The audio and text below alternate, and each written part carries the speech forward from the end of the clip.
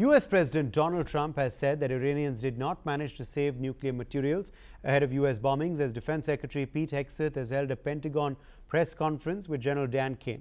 Trump also repeated that nothing was taken out of the facility in the Iranian nuclear sites on his Truth Social platform.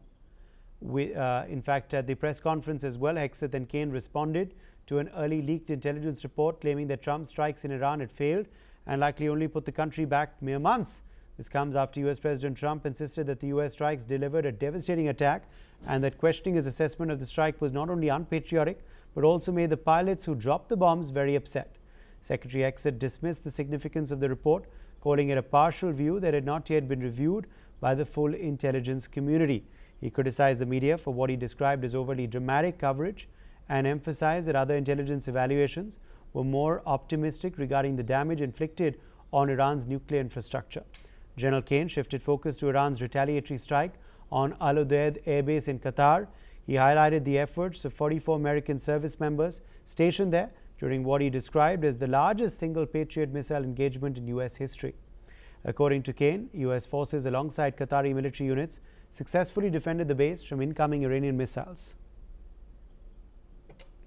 Raymond Vickery, former U.S. Assistant Secretary of Commerce, is joining us live from Washington, D.C. Thank you very much for being with us today on NewsX World. Raymond, how do you react to this fresh press conference by Hegseth and Kane, who are attempting to counter U.S. intelligence report leaks and also what the media has said? In fact, Pete Hegseth slammed this slanted media reportage as well. In fact, Donald Trump also has now issued a fresh statement saying nothing was taken out of these facilities and they were obliterated. Well, thanks very much for having me. It seems to me that this is all of a piece of the President Trump approach to attack anybody and anything which is contrary to the story which he wants to put out. In a more rational and logical way of approaching matters, you would take time and try to find exactly what had occurred, what the damage was, and what the likely course ahead would be. But that's not the approach of President Trump, and Defense Secretary Hegseth was put in place in the first instance because he has a reputation as a Fox News broadcaster of being able to push the trumpet line. And that's what he's doing here. He's trying to make good television, and that is a primary purpose of the way in which President Trump approaches his duties as the President of the United States.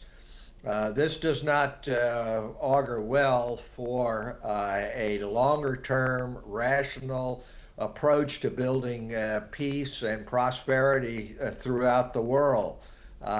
Whether or not there is complete obliteration, as the president has said, it seems to be very much in doubt.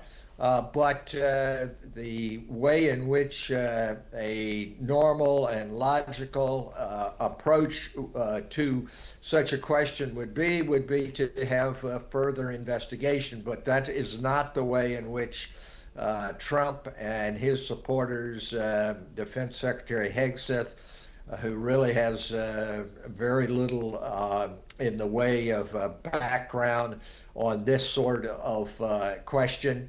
That's not the way they approach it, and unfortunately, it's the new world which we live in the United States. Hopefully, media outlets will not be cowed by this and will take seriously their continued obligation to the public to try to provide the best facts they can.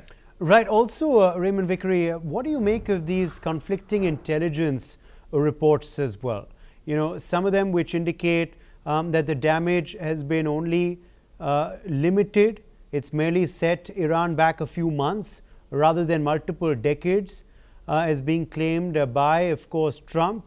and also other intelligence which suggests otherwise, also what the CIA claims now as well? Well, I don't think it's unusual in the ordinary course of producing intelligence reports to have reports which differ. And if you are approaching the question of how much damage in a logical, institutional way, rather than just trying to make political points, you assess the varying facts which you have, and you try to move from a low confidence assessment to one which is of high confidence. But the thing which is very, very upsetting here is the question of whether or not the intelligence is being manipulated after the fact to suit President Trump and his supporters. We saw this, unfortunately, in regard to Iraq, in which President George W. Bush had influence on the assessment of whether Iraq had weapons of mass destruction, which led to an adventure of the United States in military terms, which has been a little short of disastrous. And is the same sort of thing going on here? Is the intelligence being manipulated? Thank goodness there are still professionals within the U.S. intelligence apparatus who are trying to do their best in a dispassionate, non-political way.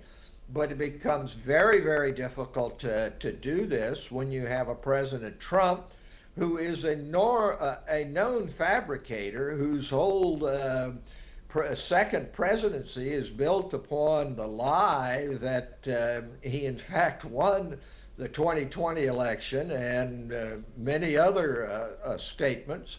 What is going on here? So we in the United States are facing a crisis when you have a president and you have Secretary of Defense attacking portions of their own intelligence establishment. That's a very serious matter, and it's not going to end well, because truth still does matter. And if you do not have an active amendment, First Amendment freedom of the press, yes, to be able to look into it, okay, the whole